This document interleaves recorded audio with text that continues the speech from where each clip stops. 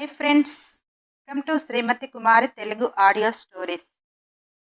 రోజు కొంచెం స్టోరీ తగ్గించాను, ఎందుకంటే సాడిస్ట్ రోమియో, వేదాగ్ని రెండు ఏ రోజు రాసి అప్లోడ్ చేయాలి అంటే కాస్త కష్టం. అందుకే కొంచెం టైం తగ్గించి రెండింటిని రోజు ఇచ్చే ప్రయత్నం చేద్దాం అనుకుంటున్నా. లైక్ మాత్రం ఇస్తే నాకు హెల్ప్ చేసిన వారు అవుతారు, స్టోరీని ఎంకరేజ్ చేసిన వారు అవుతారు. కథలోకి వెళ్దాము. ఈరోజు సాడిస్ట్ రోమియో పార్ట్ 34. నీకు అమ్మా నాన్న తోడు చాలా అవసరం. ఈ ప్రేమ హర్షకు చేరుతుందా? హర్ష నీ కోసం వస్తాడా? అది మీ ఇద్దరి పర్సనల్. నీకు సెక్యూరిటీ కావాలి కనుక మనం ఇండియా వెళ్ళాలి. నేను స్వప్నికకు దూరంగా ఉంటే తాను తన జీవితాన్ని తను చూసుకుంటుంది అంటూ స్వప్నికకు ఒక్క మాట కూడా చెప్పకుండా శ్రీనిధిని తీసుకుని ఇండియా వచ్చేశాడు. శ్రీనిధి అలా భరద్వాజ్కి మంజుల చేసింది అంతా చెప్పుకుని వచ్చింది.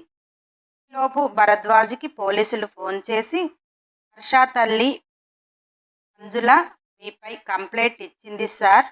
మీరు తన బిడ్డని దాచేసి ఆమె మనసును క్షోభ పెడుతున్నారు అని, ఒకసారి తన బిడ్డని చూడాలి అంటుంది అని చెప్పినప్పుడు భరద్వాజ్ షాక్ అయిపోయాడు. భాస్కర్ ఊడికిపోతూ, మంజుల మేడం ఇంతలా అయిపోతుంటే ఏమీ చెయ్యకుండా ఉంటే ఎలా అంకుల్ అని కోపంగా రగిలిపోతున్నాడు. శ్రీనిధి, వద్దు భాస్కర్, ఆమె కిడ్నాప్ చేసింది, ఆమె కంప్లైంట్ ఇచ్చింది. కోసం మీరందరూ రిస్క్లో పడతాను అంటే నేను ఒప్పుకోను. పోరాడిన కొద్దీ బాగా రెచ్చిపోతుంది. కొన్ని రోజులు సైలెంట్గా ఉందాం అన్నది. భాస్కర్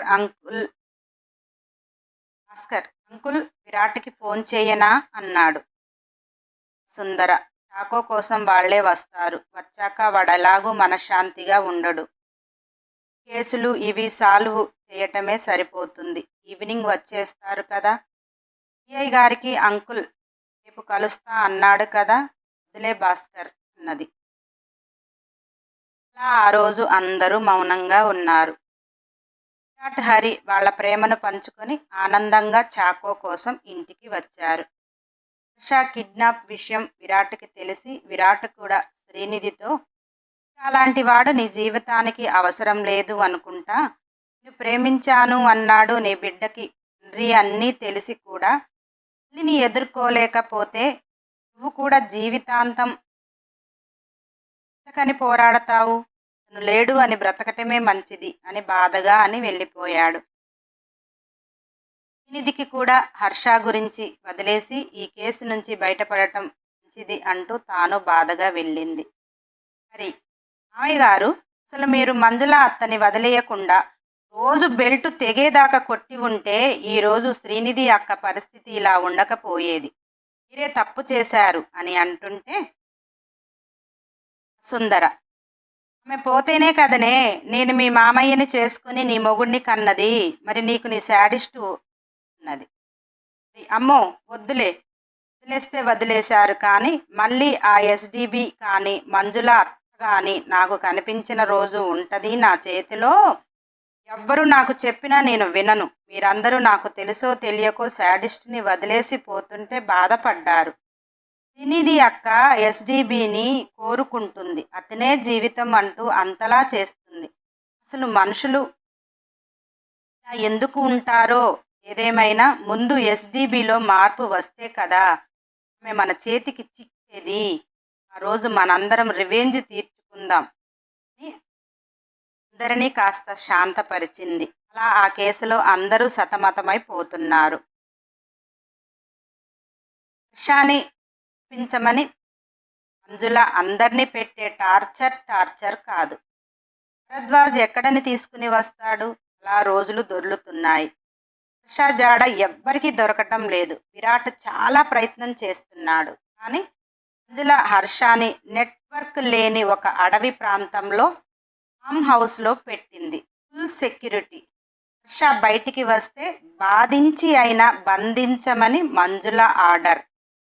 హర్ష ఫామ్ హౌస్లో బందీ అయిపోయాడు. ఇక్కడ హర్షకు తెలియనిది ఏమిటి అంటే అసలు తనని ఎవరు ఇక్కడికి తీసుకుని వచ్చారు అనేది తెలియదు. కొన్ని రోజుల తర్వాత మంజుల దగ్గరికి వచ్చింది. ఏమీ తెలియని హర్ష తల్లిని హగ్ చేసుకుని, "అమ్మీ, ఏంటి నన్నెవరు కిడ్నాప్ చేశారు? నా కోసం అది ఎంత ఏడుస్తుందో" అని బాధగా అన్నాడు. మంజుల పొగరుగా, "కిడ్నాప్ చేసింది నేనే. నా కొడుకుని నేను కాపాడుకోవాలి. ఆ అలగా జనంతో ఉండనియ్యను. నాకు తెలుసు కదా, నువ్వు అలా ఎలా ఆమెను ప్రేమించావు" కోపంగా అన్నది. హర్షకి తల్లి గురించి తెలుసు. ఆమెతో వాదన అనవసరం అని కోపంగా తన రూంలోకి వెళ్ళిపోయాడు. అక్కడికి మంజుల లిల్లీని కూడా రప్పించింది. లిల్లీతో, "వాడిని నీ మాయలో పడేసి నిన్ను పెళ్లి చేసుకుంటాను అనిపించు" అని లిల్లీని అక్కడ వదిలేసి వెళ్ళిపోయింది. లిల్లీ హర్ష దగ్గర లయలుపోతూ, "ఇక నన్ను పెళ్లి చేసుకోవటం తప్ప నీకు వేరే దారి లేదు" అని గారంగా అతని మీదికి వెళుతుంటే, "హర్ష, నీకు చెప్పాను నా ప్రేమ బతికి ఉంది అని, నాకు ఒక బిడ్డ అని. అయినా కూడా నువ్వు ఇలా మా మమ్మీతో కలిపి ఇలా బంధించి సొంతం చేసుకోవటం కరెక్ట్ కాదు" అని హర్ష అంటుంటే, "లిల్లీ, ఇక నీకు తప్పదు. అయినా నువ్వు అబద్ధం చెప్తున్నావు. నీ ప్రేమ బతికి ఉంది, ప్రేమకు బిడ్డ అని నువ్వు అంటున్నావు. నేను కూడా మీ మమ్మీతో అదే అంటే, మమ్మీ ఏం చెప్పిందో తెలుసా? నీ ప్రేమని మీ అమ్మ ప్రేమ ఇల్లు బ్లాస్ట్ చేసి చంపేసింది ఆ రోజే. అందులో నీ ప్రేమతో పాటు నీ ప్రేమ చెల్లి కూడా అట చనిపోయింది అని కన్ఫర్మ్ చేసుకున్నాకనే నిన్ను మీ మమ్మీ ఇండియా రప్పించింది. మీ మమ్మీకి కూడా అర్థం కానిది ఏమిటంటే, అంతలా ప్రేమించిన మనిషిని మరిచిపోయి భరద్వాజ్ అంకుల్ పెట్టిన హరిని ఎలా పెళ్లి చేసుకుని బిడ్డను కన్నావు? అది ఇండియా వచ్చిన దగ్గర నుంచి నాతోనే ఉంటున్నావు కదా" అని అన్నది. Harsha mind block.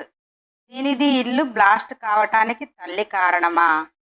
అందుకే తను బ్రతికింది ఏమి చెప్పలేకపోయిందా? నాకు హరి బాబు కోసం నా దగ్గరికి వస్తే హరిని పెళ్లి చేసుకున్నాను అనుకుంటున్నారా ఇల్లు అని హర్ష బ్రెయిన్కి బల్బు వెలిగింది. హర్ష మంచో చెడో ఒకరిని పెళ్లి చేసుకున్నా, ఒక బిడ్డకి తల్లి అయ్యాను. మీరు బంధించి పెళ్లి చేసుకున్నా నా భార్య వచ్చి మీతో పాటు నన్ను కూడా చిప్పుకూడు తినిపిస్తుంది కదా అని అంటుంటే,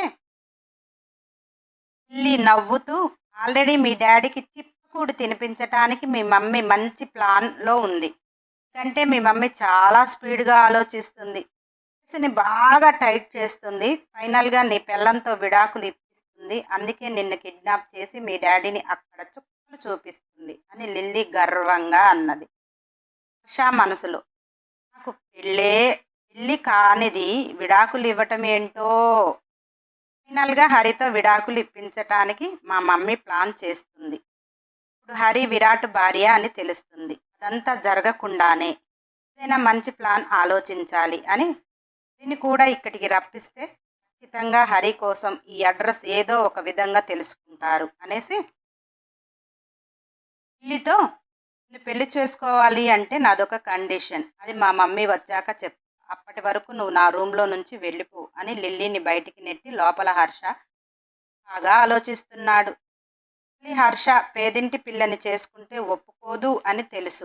కానీ నిర్దాక్షిణ్యంగా చంపేసే అంత మూర్ఖురాలు అని తల్లిపై రగిలిపోతూ నాకు తగిన బుద్ధి చెప్పాలి, ఎలా ఎలా అని ఆలోచిస్తున్నాడు. అంతో ఇంతో మంజులకు భయపడినది హరి. దీన్ని ఇక్కడికి ఎలా రప్పించాలి అని ఆలోచిస్తూ ఆ రోజు గడిచింది. మరుసటి రోజు మంజుల వచ్చింది. కొడుకు లిల్లీని పెళ్లి చేసుకోవటం ముఖ్యం అనుకొని కొడుకుతో డీల్కి కూర్చుంది. హర్ష, "మీ నన్ను నువ్వే కిడ్నాప్ చేసి డాడీని అంతలా బాధ పెట్టడం కరెక్ట్ కాదు" అన్నాడు. మంజుల నవ్వుతూ, "నువ్వు ప్రేమించావు అంటేనే ఆమెను భూమి మీద లేకుండా చేశాను. ఏకంగా నీ పెళ్లి చేసి ఒక బిడ్డకు తండ్రిని డాడీ సపోర్ట్తోనే కదా నీకు అంత ధైర్యం వచ్చింది. అందుకే ఆ ధైర్యాన్ని చంపేస్తాను" అన్నది. హర్ష, "డాడీ మీద కేసు తీసేసేయి. నేను చేసుకున్న ఆమెను రెచ్చగొట్టి తనతో విడాకులు ఇప్పిస్తాను. నేను చేసుకున్న ఆమెను తీసుకుని రా" అని హర్ష అంటే, మంజుల, "ఎందుకురా? నా కళ్ళ ముందు ఇద్దరు కాపురం చేసి ఇంకొకరిని కూడా కంటారా" అని వెటకారంగా అన్నది. హర్ష, "రోజు నేనేమి ఆమె కొంగు పట్టుకొని పోలేదు. పెళ్లి చేసుకున్న ఒక బిడ్డకి తండ్రినయ్యా. ఇక్కడ నేను ఎక్కువ మాట్లాడితే తర్వాత ఆమెకు విడాకులు ఇవ్వటానికి కూడా కలవదు. ఇంతలా స్టేజ్ ఎక్కి పరువు తీసింది. దాన్ని నేను ఎలా వదిలిపెడతాననుకున్నావు? నా భార్యగా నా బిడ్డకు తల్లిగా ఉన్నది. కంపెనీకి పేరు తేవాలి కానీ వాళ్ళ కంపెనీకి పేరు తెచ్చినప్పుడు నాకు మనసులో బాధ ఉండదా? టార్చరంటే ఏందో చూపిద్దాము అనుకున్నా. అవసరంగా నన్ను కిడ్నాప్ చేసి తీసుకుని వచ్చావు అని నమ్మబలికాడు. మంజుల అయితే నువ్వు విడాకులు ఇచ్చేస్తావా అంటే హర్ష ఇచ్చేస్తా అనగానే తనేమి సంతకం పెట్టి వదిలించుకొని చావు కదా, ఎంత టాలెంట్ ఉందో. నన్ను ముప్పు తిప్పలు పెట్టి 3 చెరువుల నీళ్లు తాపిస్తుంది. ఏదో టార్చర్ పెట్టి తనంతట తానే వెళ్ళిపోయేలా చేద్దామని అక్కడికి వెళితే నువ్వు ఇక్కడికి తీసుకొని వచ్చావు. నువ్వు నాతో ఉంటేనే కదా నేనేంటో చూపించి తనంతట తానెచ్చి అనేలా చేసుకుంటే ఆమెతో ఆమె బిడ్డతో ఏ సంబంధం ఉండదు అని అమాయకంగా అన్నాడు. అదేంటి నువ్వు ఫోన్ చేసినప్పుడు నేను ప్రేమించిన ఆవిడే ఈవిడ, ఒక బిడ్డకు తండ్రి అయ్యాను, మర్చిపోనన్ను అన్నావు అన్నది హర్ష. అప్పుడు తను నా పక్కన ఉంది. నేను లండన్లో ప్రేమించింది తనను అంటూ శ్రీనిధి చెల్లెలు ఇతతో ఉన్న ఫోటో చూపించాడు. ఆమెను నేను ప్రాణంగా ప్రేమించా. హరిని డాడీ జీవితంలోకి ఒక మాయలాగా పంపించాడు. నా టాలెంట్తో నన్ను లాక్ చేసింది. ఎంత జాగ్రత్తగా డీల్ చేస్తేనో ఆమె మాయ నుంచి తప్పించుకోవటం జరుగుతుంది. ఇలాంటి పిచ్చి పిచ్చి ప్లాన్లు వేస్తే మనమే దొరికిపోతాము.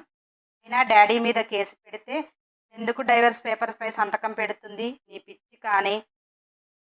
దీన్ని కిడ్నాప్ చేసి తీసుకుని రండి. దీన్ని తీసుకురాకండి, బిక్కీని తీసుకుని వస్తే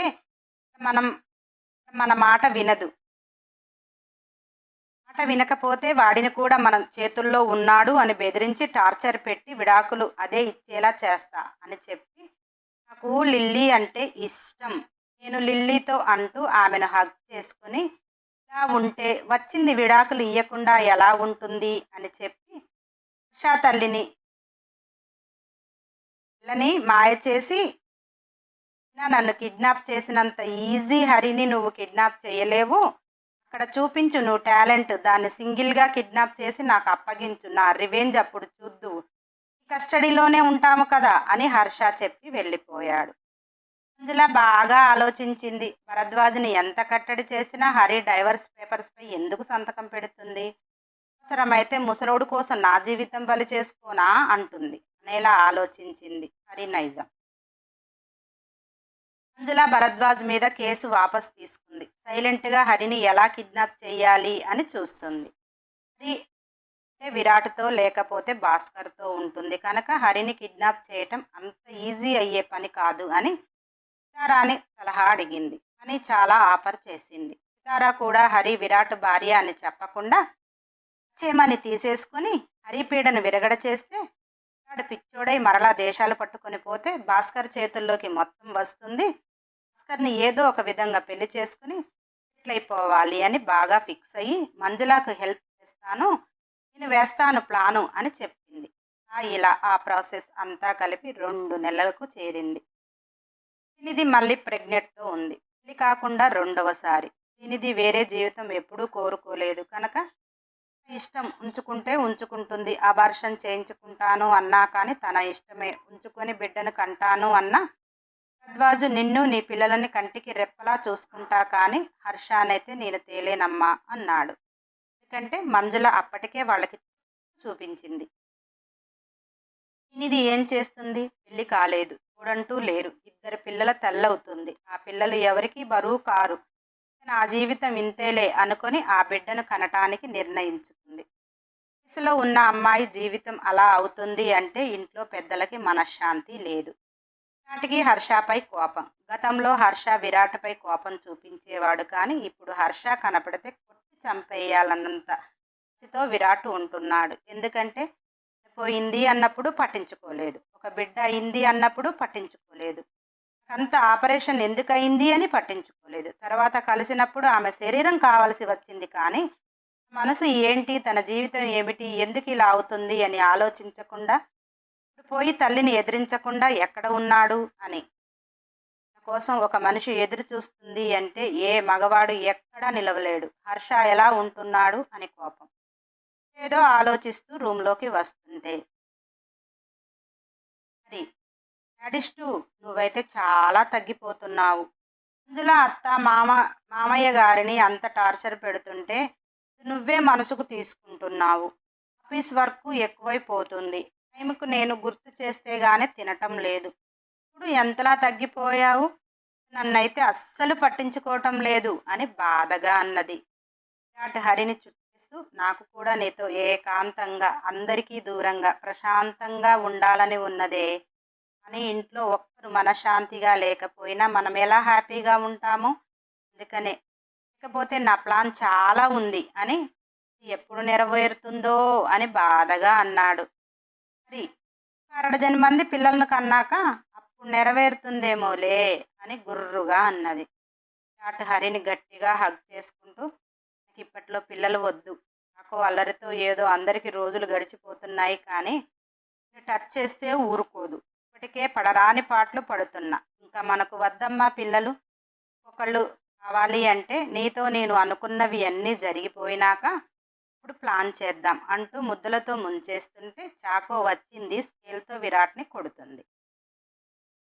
విరాట్ చాకోని గుర్రుగా చూస్తూ ఈ పాలు బంద్ చేపివే, అమ్మ దగ్గర పడుకోబెట్టేయి, రోజు రోజుకు మరీ ఎక్కువ చేస్తుంది ఇది అని అన్నాడో లేదో చాకో విరాట్పై పడి తెగ కొట్టేస్తుంది. హరి పకపక నవ్వుతుంది. విరాట్ హరి నవ్వుని చూస్తూ బిడ్డకి ముద్దులు పెట్టి జగించి బజ్జో పెట్టాడు. నెక్స్ట్ ఎపిసోడ్ కోసం సబ్స్క్రైబ్ చేయండి, ఖచ్చితంగా లైక్ చేయండి, కంపల్సరీ కామెంట్ చేయండి, వీలైతే షేర్ చేయండి. అన్ని ఎపిసోడ్ల కోసం బెల్ ఐకాన్ టచ్ చేయండి.